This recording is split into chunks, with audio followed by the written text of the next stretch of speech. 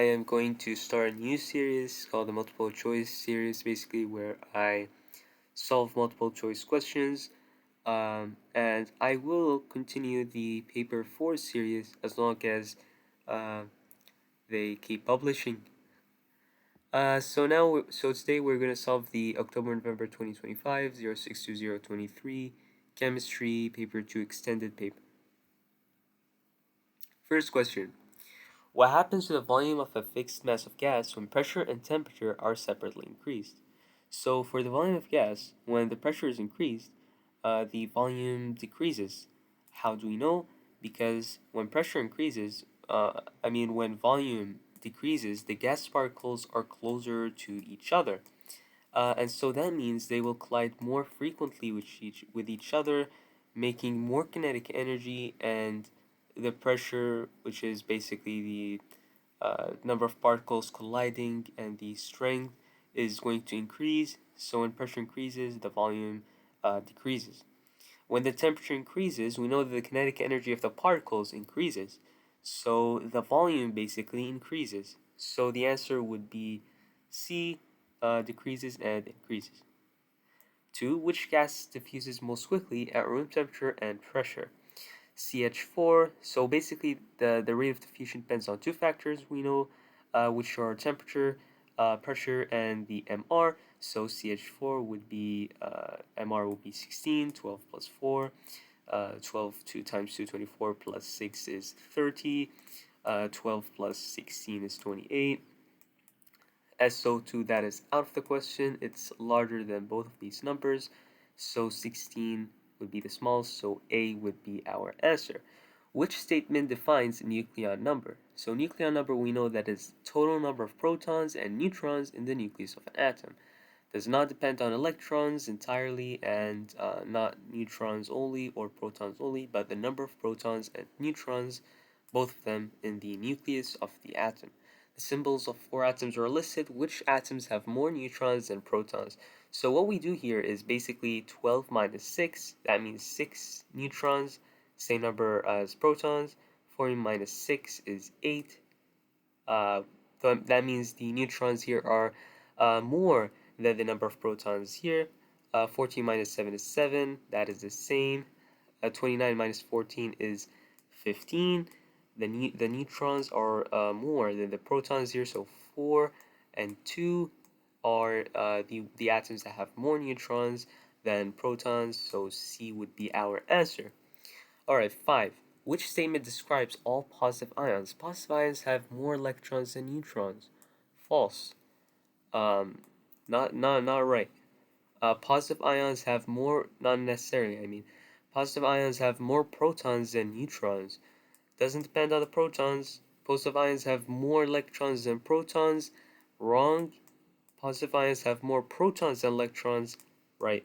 So here you use elimination. Basically, you check out all the wrong answers, and as you can see here, the last answer would be the right answer, because ions, basically, the charge number actually depends on how many more protons than electrons there are. So if it's 2 plus, that means there are two more protons than electrons in the ion or atom. A sample of copper has a relative atomic mass of 63.5. What are the relative abundances of the isotopes in this sample of copper? So basically, this is where you need your calculator. You take out your calculator, and what you do here basically is, for example, 25% times 63 plus 75% times 65 will give you a number. And if that number is 63.5, then that is the right answer. So let's test. We got 0.25 times 63 plus 0.75 times 65, 129 over 2, 64.5, no, that's wrong.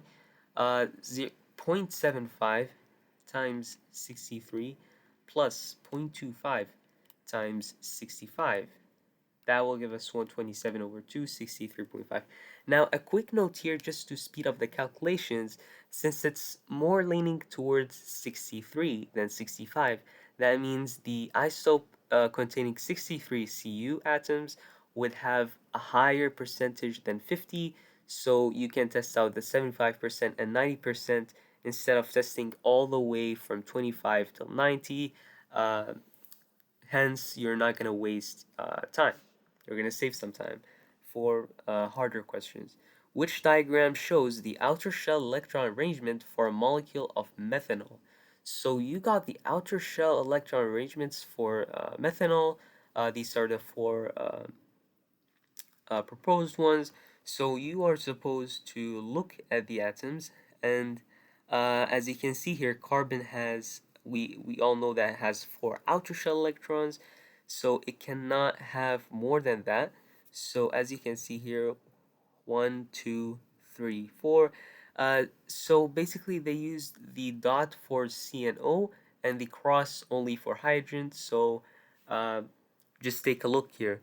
So this one C is absolutely wrong because 1, 2, 3, 4, 5, 6, 7, 8. That's even more than the octet rule. So that's even more than 8. So that's totally wrong. So can either be A or B. B, no, because O does not have 8 electrons in total, so B is wrong. D is wrong too because it does not have 8 electrons. A is the right one, so A is right. So as you can see here, we didn't even refer to methanol itself. We used general rules like each atom must have a full outer shell electrons in covalent bonding. So hydrogen, since it has only one shell, its maximum number of electrons is basically 2. And for the other atoms, they have 8. So we got that right. We come down. Number 8. Rescuers are drilling through fallen rock in order to rescue some people trapped in a cave. The drill needs lubricating from time to time. 4 statements are made about the materials used for the drill tip and the lubricant to explain the reasons for their use. Diamond is used for the drill tip as it does not conduct electricity. No, not really. Diamond does not conduct electricity, but that is not the reason it's used for the drill tip. It's used for the drill tip since it's very hard. That's the well-known property of it. Graphite is used as the lubricant as it conducts electricity. No, not really. Graphite is used as the lubricant as it's soft and slippery. Slippery. That is those are the reasons they are being used for. So yes, we know that it conducts electricity. That is right. Graphite conducts electricity. That is a fact. Diamond does not conduct electricity. That is a fact.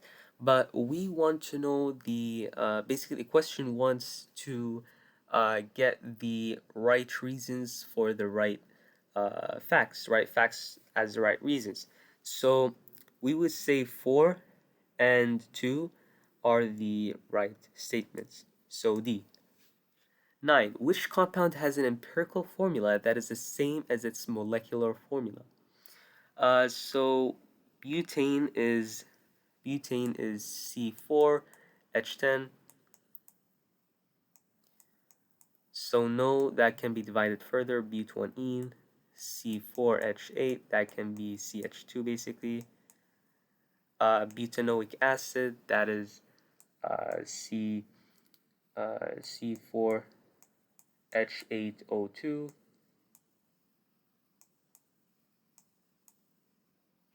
Butanol is C4H9OH, which is basically C4H10O. So that cannot be divided further. So butanol is our answer here. It cannot be divided further, so its empirical formula, its molecular formula will be the same as its empirical formula. Now this is not really, I mean, you could say that this is the molecular formula, but it's not really, because it's kind of more similar to the structural, but it doesn't matter here because in the end you're counting all of the atoms here. Question 10. Which row identifies the charge on the chromium ion and on the sulfate ion in Cr2SO4 3? Now this is a molecule. and this molecule has a charge of 0. So that means uh, all of this, all the charges on all of these specific ions or corresponding ions equals to 0, the sum of them. So we got Cr2 here. We should know the charge on SO4. It's -2. -2 times 3 because there are 3 sulfate ions. So 3 times 2 is -6 plus 2x equals to 0. 2x equals to 6. X equals to plus 3. Now, we should have known the sulfate ion charge like from before. We had to memorize some of the ions, one of the most common ions, sulfates. So X equals plus 3, so that means each Cr is plus 3, so this plus 3 and this SO42 minus, so C is our answer. Which statement describes a saturated solution? So it is a solution that contains a maximum concentration of solute at a given temperature. That is the answer. A solution that contains a maximum of solvent? No. It's a hydrocarbon? No, that's referring to another topic, but a saturated solution, it's not talking about saturated hydrocarbon or, for example, saturated, um, uh, yeah. So it's not really talking about molecules here. It's talking about around chapter 2, separation method. So contains a maximum concentration of solute at a given temperature. Basically, the definition. Calcium carbonate decomposes when heated strongly. CaCO3 gives out CaO, calcium oxide, and carbon dioxide. How many gaseous molecules are produced when 10 grams of calcium carbonate is completely decomposed? So what we are supposed to do here is calculate the moles of CaCO3. So 10 divided by 100 will give us 0.1. So this is the number of moles. And since there's only one gaseous moles, so this is a mole, the gaseous one. So 1 to 1 ratio, so keep the number of moles the same, then multiply by the Avogadro constant, which we know as 6.022 times 10 to the power of 23. We know that will move it one decimal point to the right, so that will be around 6.02 times 10 to the power of 22. So that would be our answer. All right. Which product is initially obtained at each electrode during the electrolysis of concentrated aqueous sodium chloride? Now, sodium is more reactive than hydrogen, so hydrogen will be the one that will be taken by the cathode. And in the anode, instead of oxygen, we will get chlorine. Why? Because it's concentrated. So there's a high concentration of chlorine uh, compared to oxygen or to hydroxide, to the hydroxide ions. So A would be our answer. Yeah. Which statement describes the movement of electrons? Molten lead 2 bromide is electrolyzed using inert electrodes, and this is the question. So the electrons are in the electricity. Ions are moving in the electrolyte, but electrons move through the wire. And here, for physics student, we use conventional current, since conventional current is the way we describe through diagrams and the way we think that electrons move. But actually, electrons move from the negative to the positive electrode. But in in the conventional way, in the conventional current, the movement of electrons or electricity moves from the positive to the negative current. So we will do X to Y through the external wire, not in the electrolyte. Remember, the electrolyte, only ions move there. So from X to Y through the external wire. 15. In a fuel cell, a fuel is oxidized to produce electricity, which row describes the fuel and the oxidizing agent used. So we know we we can say that this is linking to the water cells or to the hydrogen oxygen cells, where hydrogen gets oxidized to produce water, oxidized by, of course, oxygen. So B would be our answer. Hydrogen and the oxidizing agent would be oxygen. All right, 16. Which statement about reactions is correct? A reaction that is vigorous at room temperature has a high activation energy.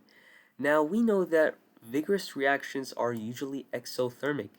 And going back to the diagram, this is a reactant, this is a product, and the activation energy usually isn't that huge compared to endothermic reactions, where the activation energy is higher.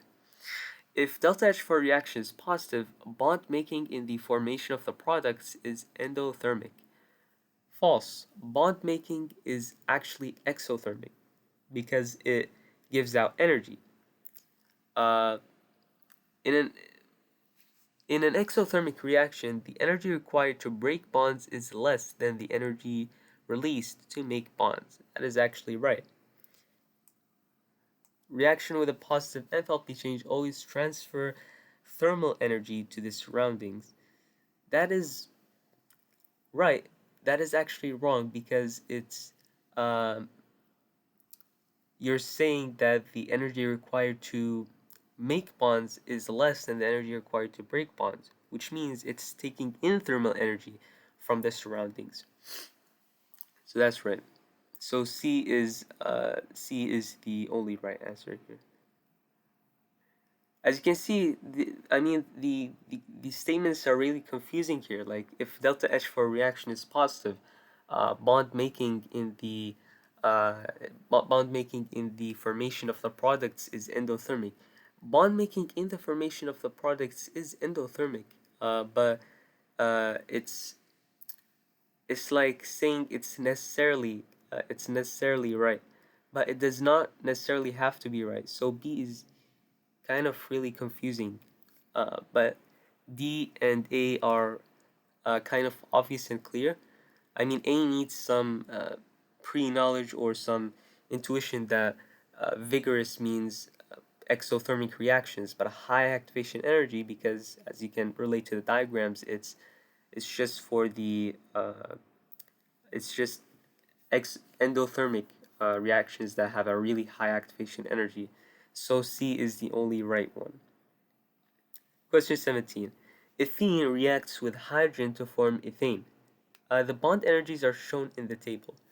What is the enthalpy change for the reaction?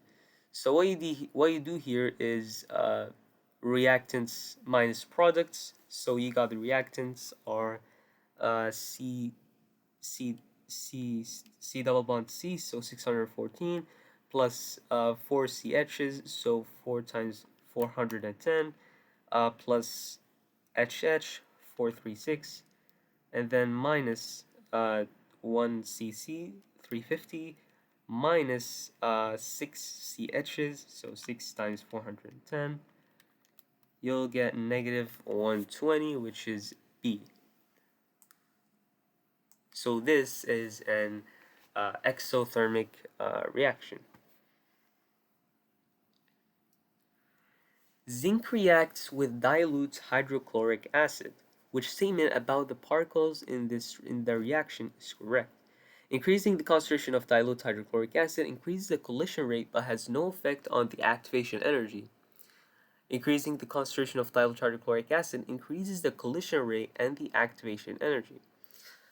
So B is right in the first part, where it increased the collision rate but not the activation energy. We only know and for C, increasing the temperature of the reaction increases the activation energy. No, it does not. It does not increase the activation energy. What it increases is it increases the number of particles, or it makes a higher portion of particles have energy more or equal to the activation energy. Increasing the temperature of the reaction causes all collisions to lead to a reaction. No, that's not necessarily right. So A is the only right one. So as you can see here, some of the questions here you need to use elimination sometimes because the statements are really confusing. Question 19. Ethanol is manufactured by the addition of steam to ethene. The reaction conditions are 300 degrees Celsius and 60 atmospheric pressure. The forward reaction is exothermic, so negative delta H. And which rows describe the effect on the equilibrium yield of C2H5OH when the state of change is made? So adding a catalyst gives no change. That's right. Decreasing the temperature increases. Yes, that's right, because it's negative delta H. Decreasing the pressure increases. No, because decreasing the pressure favors the side that has the more gaseous molecules. So if you decrease the pressure, it will favor the C2H4 and H2O side, not the C2H5OH. So 3 is wrong. So 1 and 2 are the right ones. So that would be A. Which row identifies the conditions used to make sulfur trioxide in the contact process? So we know it's 200 kPa, 2 atmospheric pressures, and vanadium V oxide. Remember, iron is for the Haber process. Which statement describes a base? It reacts with ammonium chloride to produce ammonia gas. That is right. That's really just memorization. It reacts with calcium carbonate. No, it's calcium carbonate with acid. Copper, no. Blue litmus red. It keeps blue litmus blue, not red. Only acids make blue litmus red. So the equation shows the reaction between copper and concentrated nitric acid. Which element is reduced in this reaction? So Cu plus 4HNO3 it gives CuNO3 2 plus 2NO2 plus 2H2O. So as you can see here, Cu is 0, and when it goes to another to second reaction, it increases oxidation numbers. So Cu no, not really. H is H1 H plus. H1 the hydrogen really just stays the same oxidation number. We go to nitrogen.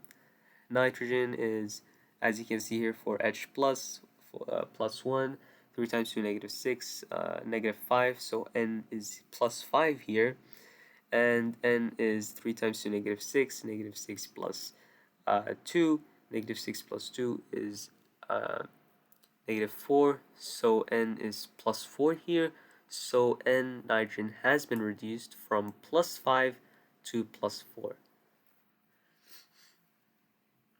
And also you can use the nitrogen here, negative 4 plus 4, so from plus 5 to plus 4, or you can also use the one here. So B is our answer. 23. The periodic table shows the position of 4 different elements. Which row is correct? So A is a nonmetal. No, that's wrong. A is a metal. This hydrogen is the nonmetal. B is a metal. No, that's wrong. Number of outer electrons in the outer shell, that is right, but we still don't count because it's not a metal. C is a metal, that's right. Number of electrons in the outer shell, 2, that is right. So C is our answer. D, it says it's a non-metal, but the number of electrons in the outer shell is 7, which is wrong. It's actually 8, because it's in the noble gases. 24. Dilute acid R and dilute acid S have the same concentration. The same volume of each dilute acid is reacted separately with the same mass of magnesium ribbon. Both reactions are carried out at room temperature and pressure. The volume of hydrogen produced is measured. Graph of the results is shown. Which statement about the reactions is correct? Acid S reacts faster than acid R. Wrong. The one that reacts faster gets more volume of hydrogen in less time. So more volume of hydrogen at the same time, R is higher than S. So R reacts faster than S. So this is wrong. The final volume of hydrogen produced in each reaction is different. Wrong, because you can see here they come at the same point. So the total volume is the same. Acid R is a stronger acid than acid S. Yes, you can say that. Acid S is stronger acid than acid R. Wrong. Which metal oxide reacts with aqueous sodium hydroxide to form a salt and water? Now this was really tricky because it made me think that, okay, why did they include calcium oxide and sodium oxide and aluminum oxide? They're all metals. They're all oxides. They can, form form salt and water with sodium hydroxide. But no, all of these metal oxides are alkaline, and you can't expect an alkaline and an alkaline to form a salt and water. So what you should do here is remember that there are amphoteric oxides, and we know that there are only two amphoteric oxides that we know of, aluminum oxide and zinc oxide. So aluminum oxide is the one included here. So aluminum oxide would be the one to pick here. Which row identifies a transition element? High in, most of the stuff. So anything that's high in melting point, density at room temperature and pressure, that would be the right one. 27. Which statement about group 1 or group VI or group 7 elements is correct? Group 7 elements are monatomic nonmetals. That is wrong. They are diatomic and nonmetals. Lithium is more reactive with water than cesium. No, as you go down group 1, the reactivity increases with water. The melting point of group 1 metals increases down the group. No, it decreases actually. Potassium bromide reacts with chlorine to produce an orange solution. That is right, because chlorine is more reactive than bromine. That means it will displace bromide, and potassium chloride will be formed. Some information about four metals P, Q, R, and S is listed. Metal P does not react with dilute hydrochloric acid. Metal Q is more reactive than magnesium. Metal R reacts rapidly with cold water to produce hydrogen. Metal S reacts with dilute hydrochloric acid to produce hydrogen. Now, an important mnemonic here to memorize is please stop calling me a careless zebra and instead try learning how copper saves gold. So that will help you to uh, look like how reactive are the metals or how reactive are these molecules.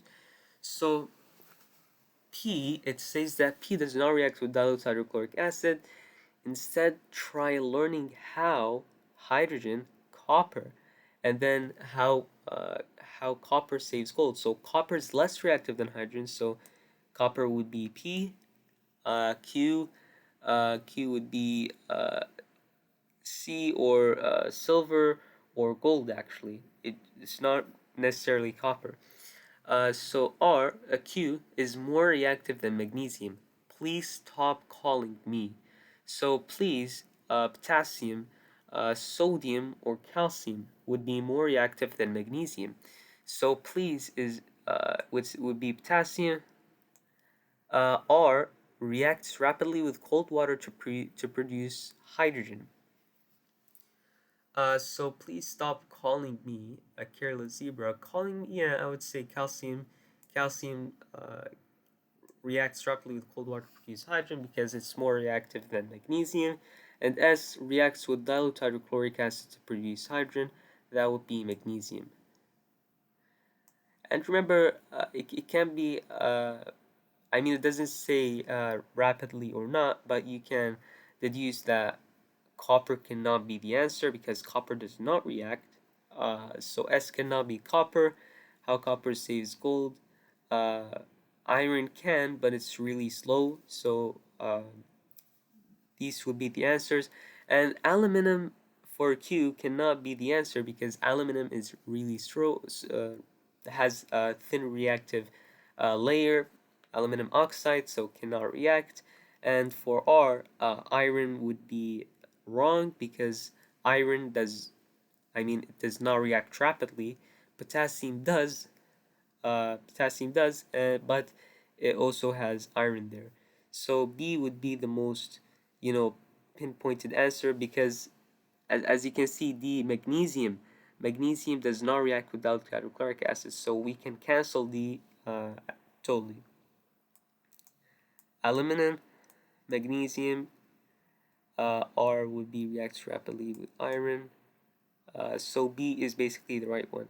So these are the substances that we think are that make us cancel all the other choices. Cars are fitted with catalytic converters, which equation represents a reaction that takes place in a catalytic converter. So we know that CO, carbon monoxide, and we know that nitrogen oxides are involved here.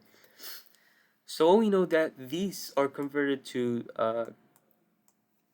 non-toxic substances, so CO2 carbon dioxide and nitrogen oxides to nitrogen, so 2CO plus 2NO equals to 2CO2 plus N2. Three statements about greenhouse gases and global warming are listed. A greenhouse gas molecule can absorb and emit thermal energy. That is right.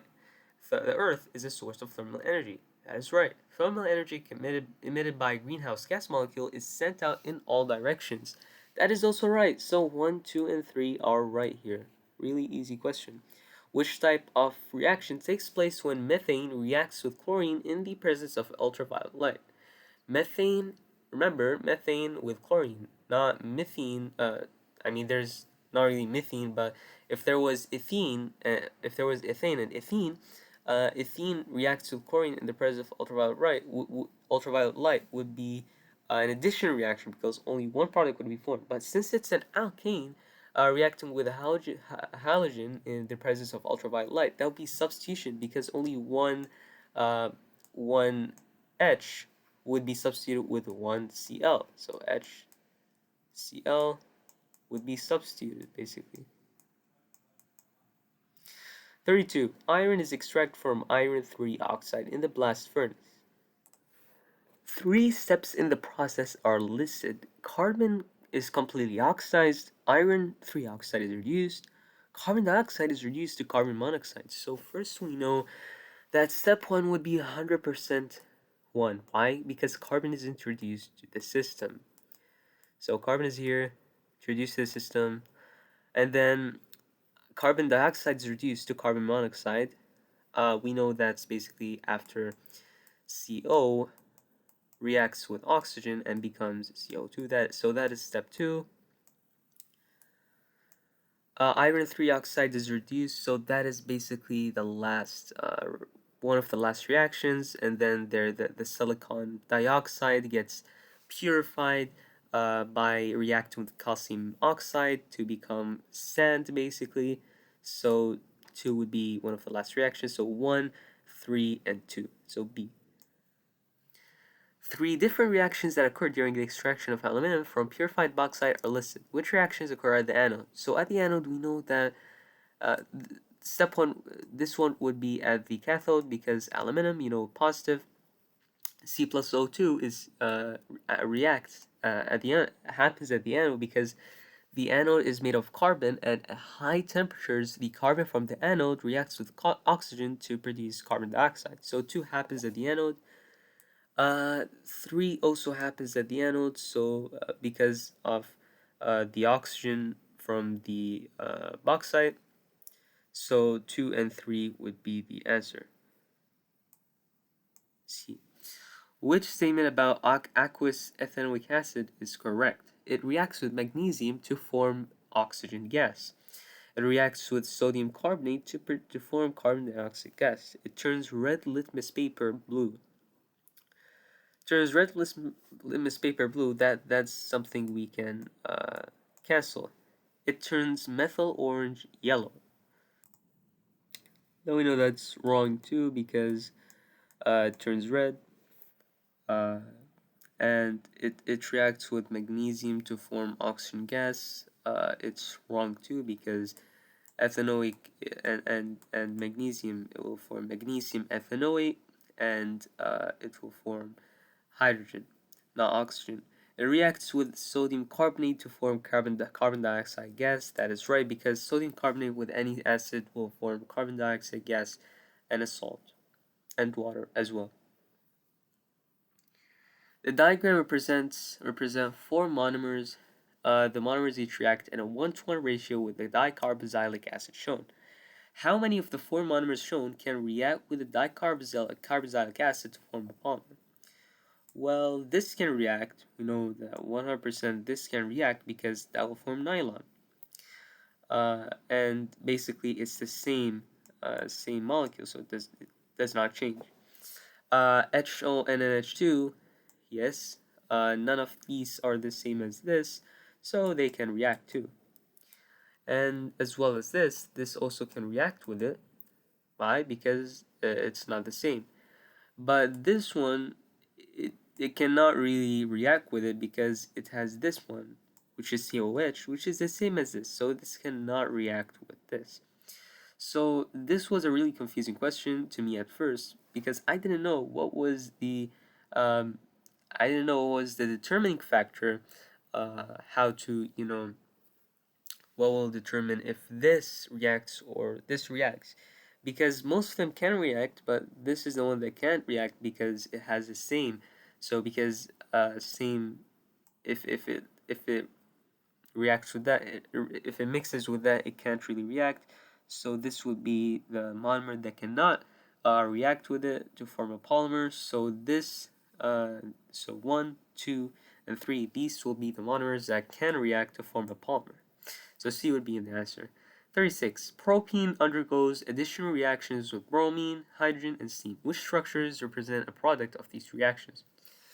So hydrogen, that would form propane. That would form propane. So 3 is 1. For steam would form propanol. So C3H7OH or C3H8. So 1, 2, 3, 4, 5, 6, 7, 8, and O. So 4 would be 1, and CBr, if it reacts with bromine, it needs to be 2 bromines and side to side, not 1 bromine here and 1 bromine here, and not just 1 bromine, which is only here. So 3 and 4 would be our answers. The structures of 4 compounds are shown. Which compounds are members of the same homologous series? So one here is the alkane, and here are alkanes because the CHs are saturated compounds. Alkenes and alcohols, not the same. So just 1 and 4 are from the same homologous series because both of them are alkanes. So 1 and 4 would be our right answer. Which statement about ethanoic acid is correct? Ethanol is reduced by bacteria to produce ethanoic acid. Ethanoic acid reacts with magnesium to produce a salt of formula CH3COO-Mg. Ethanoic acid and methanol react in the presence of an acid catalyst to produce ethyl methanoate. Ethanol reacts with acidified aqueous potassium manganate to produce ethanoic acid. Now, ethanol reacts with acidified aqueous potassium manganate to produce ethanoic acid would be the right one. Ethanoic acid and methanol react in the presence of an acid catalyst to produce ethyl methanoate. It should be methyl ethanoate, not really ethyl methanoate, because the first name depends on the alcohol. And ethanoic acid reacts with magnesium to produce a salt of formula CH3COO. That would really depend on the strength of the ethanoic acid. Ethanol is reduced by bacteria to produce ethanoic acid. I would say it's the other way around. Alright. 39. Substance X contains 1 cation. 2 tests are completed on aqueous X. Test 1 would be the flame test. Test 2 would be addition of aqueous sodium hydroxide dropbytes and then in excess. Which row shows a possible combination of observations for the tests? So observation for test 1 would be yellow flame and sodium. Observation for test 2, white precipitate and insoluble in excess. No, not really. And blue-green flame, because as you can see here, to approach this question, basically you need to make sure it's the same metal talked about. So for example, if the observation for test 1 would be yellow flame, it should be the observation for sodium, which is not white precipitate and solvent excess. Lime green flame and red flame, red brown precipitate, insoluble in excess. Light green flame, green precipitate, soluble in excess. No, not really. Blue green flame and light blue precipitate, insoluble in excess is the right one. So B would be the right one. 40. A colorless mixture is separated by paper chromatography. The steps below describe the method. These steps are not in the correct order. What is the correct order for these steps? So remove the chromatography paper. So draw a pencil line at the bottom of the chromatography paper. That would be the first step. Place a spot. So basically this is your chromatography paper, And what you do is you make a pencil line here, and then you place your spot of mixture on the pencil line, and then you place your chromatography paper in the solvent, place it in the solvent, and then you draw a pencil line, and then you remove the chromatography paper from solvent when the solvent front is near the top of the paper, and then you draw a pencil line to mark the position of the solvent front, and then you spray the chromatography paper with a locating agent to locate what it is. So 5, 4, 2, 1, 6, 3. So D would be our answer. Alright guys, we have finally finished the MCQ paper. It took us 40 minutes, and let's see here. It should take us around 40, 35 to 40 minutes, because as you can see here, it's 45 minutes. And remember that time is not the time just for answering questions, it's also for shading your answers. So the method I suggest is basically try to finish in at least 35 minutes, like make this your goal, and then take that last 10 minutes, uh, generously share it and generously use it to shade your answers, to make sure you're confident and have your time basically. So as you can see here, some questions really required some time, and some questions are really just basic common sense or memorization. Like, for example, question 1, 3, 5. Um, you got 10 for if you're good at math. 11 would be just definition really. 13 if you're good at electrolysis. 14, 15. But these questions, like question 16, took us some time.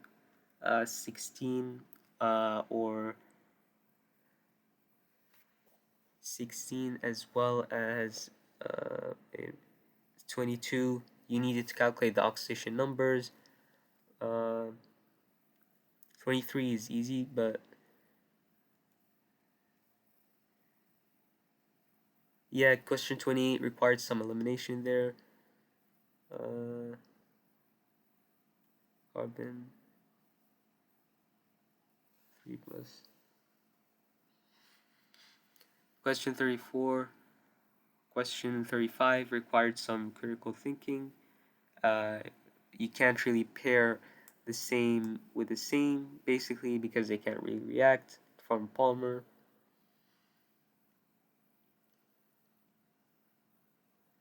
This one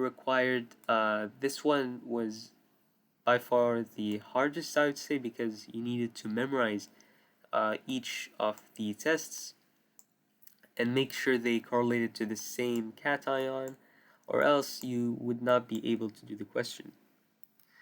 And question 40 is really just arranging it. It would take some time, but if you really memorize your separation methods really confidently, I would say this paper would be alright. I mean, as you can see here, we saw some questions that took us some time, and some questions were really just straightforward.